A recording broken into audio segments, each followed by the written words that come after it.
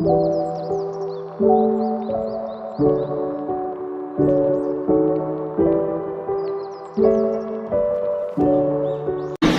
warahmatullahi wabarakatuh. Sebelum kita mulai pelajaran kali ini, marilah kita berdoa terlebih dahulu. Berdoa baik.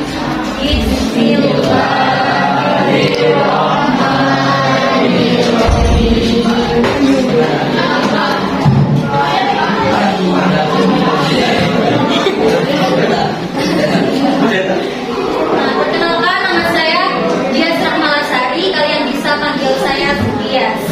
Saya dari jurusan Pendidikan Biologi dari Universitas Muhammadiyah Malang.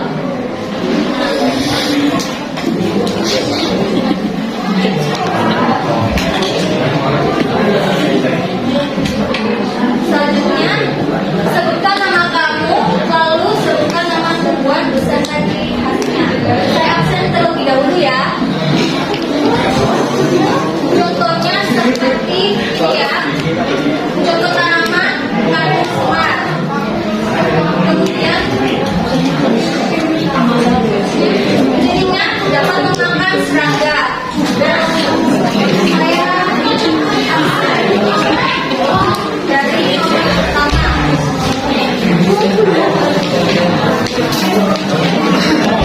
Udah siap ya yang pertama?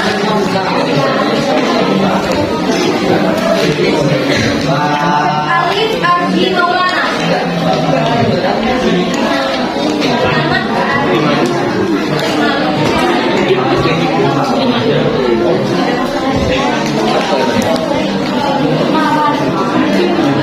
Kita memasuki materi struktur dan fungsi tumbuhan.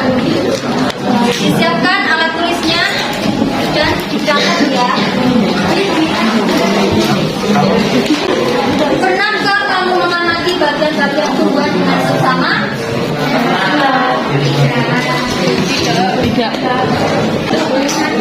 Tidak. Apakah kamu tahu tumbuhan tersusun dari jaringan dan organ apa saja, serta apakah fungsi dari organ belajarnya pada tumbuhan? Apa ada yang tahu? Ada yang tahu? Ya.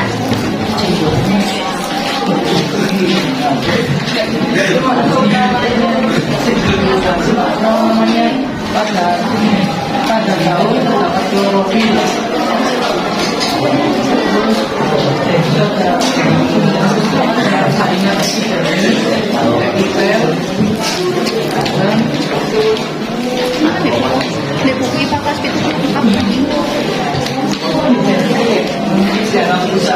Apa ada yang lain?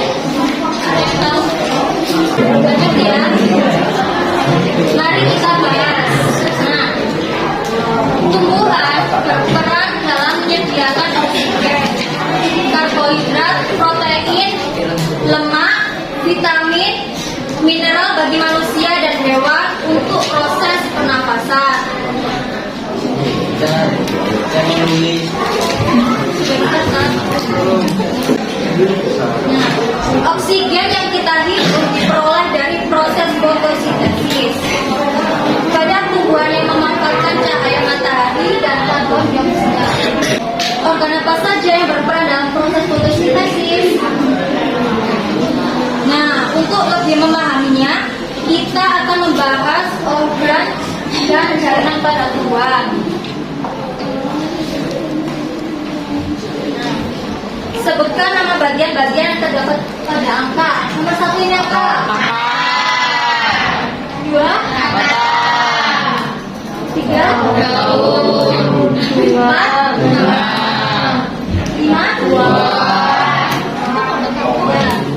itu sekali. Itu apa?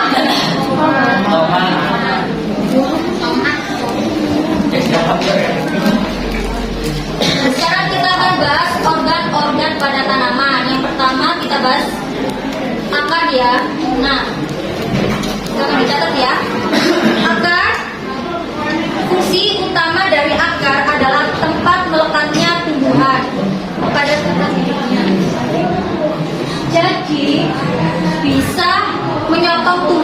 untuk berdiri tegak.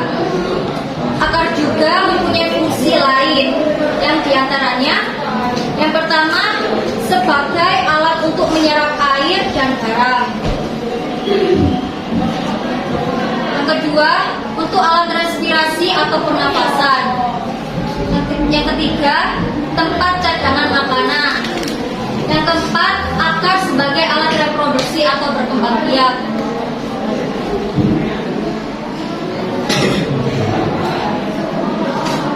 Ada yang bisa menyebutkan contoh fungsi dari akar yang lain selain dari slide kita ini?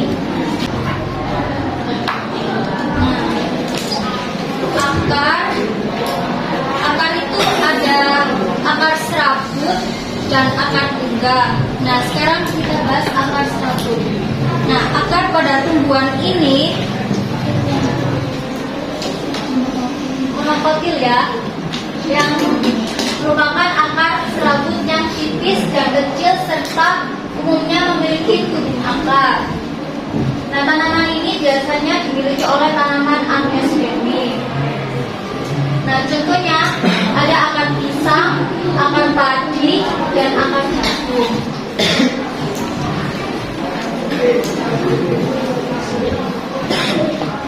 Selanjutnya ada akar tunggang. Nah, akar pada tumbuhan ini dikotil yang memiliki akar tunggang yang bercabang dan kuat.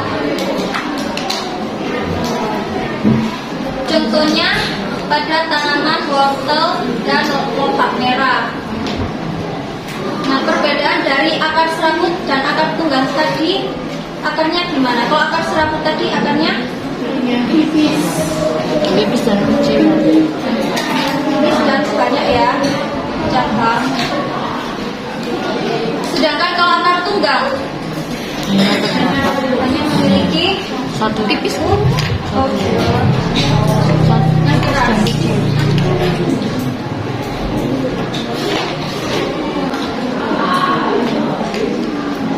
Kemudian organ yang kedua, batang. Batang sebagai organ tumbuhan memiliki fungsi utama, yaitu yang pertama menopang tumbuhan supaya dapat berdiri tegak. Yang kedua, saluran penghubung agar air dan garam mineral dari akar dapat sampai ke daun. Yang ketiga, agar tumbuh tinggi untuk mendapatkan cahaya matahari. Yang keempat, sebagai penyokong organ tumbuhan yang lain. Yang kelima, sebagai tempat cadangan makanan. Contohnya pada jenis umbi, kentang, dan sagu, dan lain-lain.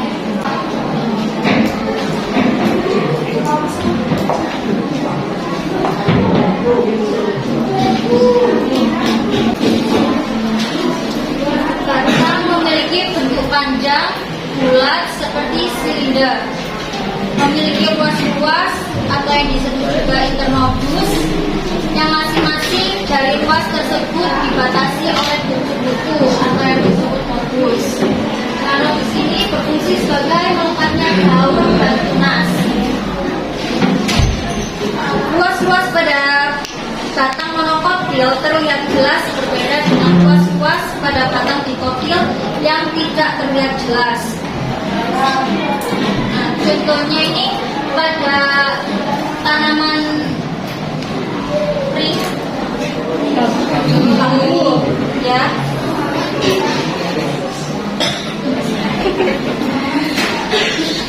Nah, ini yang permukaannya halus ya. Kalau yang batang sebelahnya permukaannya gimana? Kasar. Ya. Kemudian organ yang ketiga, daun. Fungsi utama daun sebagai tempat terjadinya fotosintesis. Karena daun menyerap karbon dioksida, cahaya matahari, dan klorofil sebagai besar terdapat pada daun. Nah, daun diantaranya. Yang pertama, sebagai tempat respirasi atau pernapasan. Karena pada bagian bawah daun terdapat stomata. Nah, yang kedua, sebagai tempat transpirasi atau mengeluarkan air. Yang ketiga, sebagai alat reproduksi. Contohnya pada tanaman contoh bebek. Yang keempat, pada tanaman lidah buaya, daun berfungsi sebagai cadangan makanan. Daun menempel pada batang, bentuknya tipis, lebar, dan ada variasi yang lain. Banyak mengandung klorofil atau yang disebut juga dengan zat hijau daun. Nah, ini merupakan daun dilihat dari mikroskop ya. Bentuknya seperti itu. Selanjutnya organ bunga. Bunga merupakan alat reproduksi generatif pada tumbuhan. Bunga biasanya memiliki warna yang menarik ya.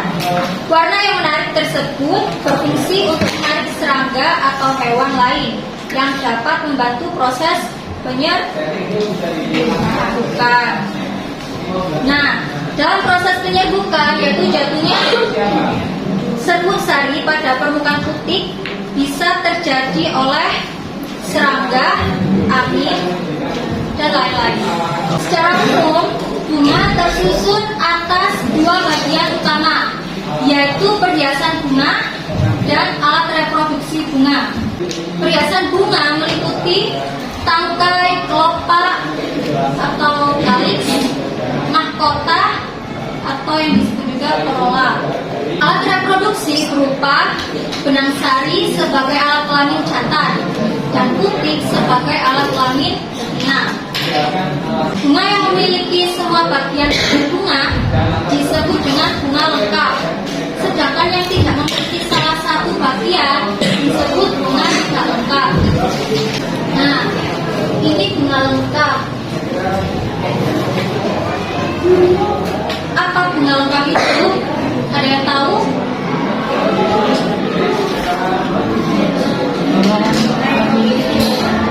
Ada yang tahu? Apa itu bunga lengkap? Ya. Ada yang lain?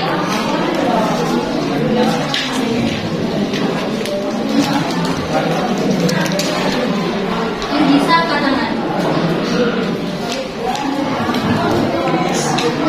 Nah, bunga lengkap itu memiliki alat kelamin jantan dan maksudnya memiliki alat kelamin bunga dan perhiasan bunga. Itu contoh dari ciri-ciri bunga lengkap yang lainnya. Nah, contoh bunga lengkap ini terdapat pada bunga sepatu, bunga baku, bunga pukul 9. Sedangkan bunga tidak lengkap. Kalau bunga tidak lengkap itu apa? Tadi?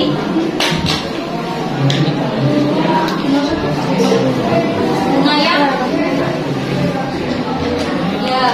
tidak memiliki bunga dan perhiasan bunga. Nah, seperti contohnya bunga Kamboja, jagung, bunga kelapa.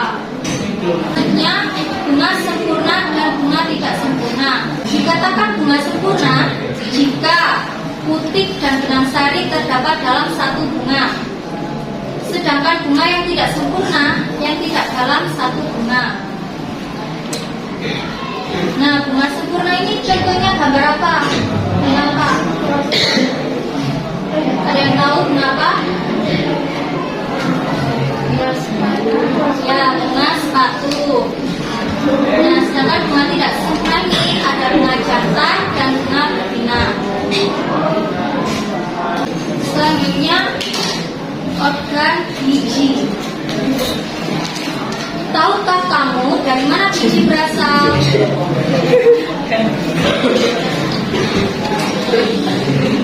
Nah, sebelumnya kan kita telah belajar bagian ya.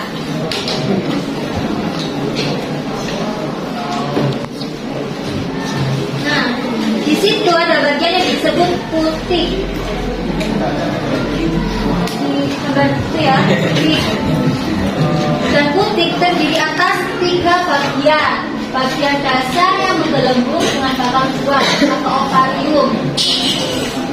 Kemudian ada bagian yang memanjang disebut pangkal putik dan pangkal putik dan pangkal putik. Dan di dalam pangkal buah terdapat 1 lebih pangkal biji. Itu ya gambar itu. Nah, pada perkembangan selanjutnya menjadi buah. Sedangkan pangkal biji akan berkembang menjadi biji.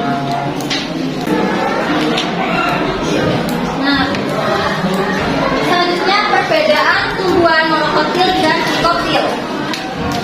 Nah, tanaman dikotil memiliki biji berkeping 2 atau sebagian besar biji bisa terbelah menjadi 2. Berbeda dengan tumbuhan monokotil, hanya berkeping 1. Akar pada tumbuhan dikotil berakar tunggang, sedangkan pada tumbuhan monokotil berakar serabut. Ada yang tahu apa bedanya dikotil sama monokotil? Yang bisa katakan?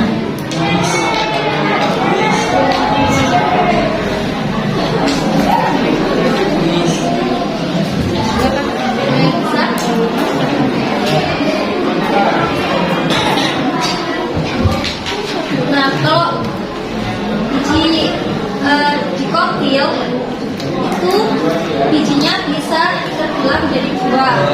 Sedangkan monokotil bijinya keping 1.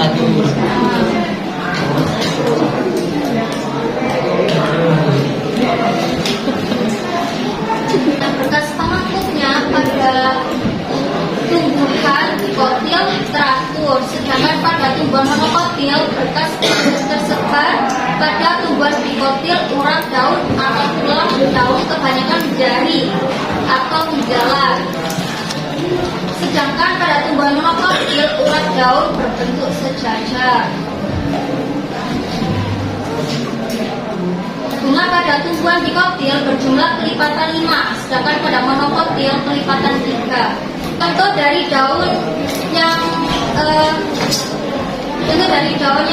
berbentuk menjari itu contohnya pada tanaman apa?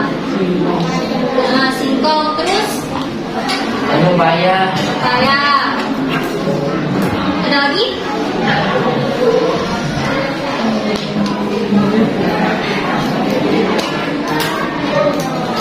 Nah, ini ada tolong disimak. Matahari melakukan perubahan pada surya menyebabkan elektron atau yang disebut partikel penusuk atom yang bermuatan negatif pada surya bergerak melalui suatu. Melalui fotosintesis ini dihasilkan oksigen atau buah dan glukosa C6H12O6. Saat daun terhasilkan matahari, Jadi organ-organ pada tumbuhan itu bisa bermanfaat bagi teknologi dalam kehidupan sehari-hari. Ada yang tahu kemarin apa fungsi akar? Ayo. Ya, silakan.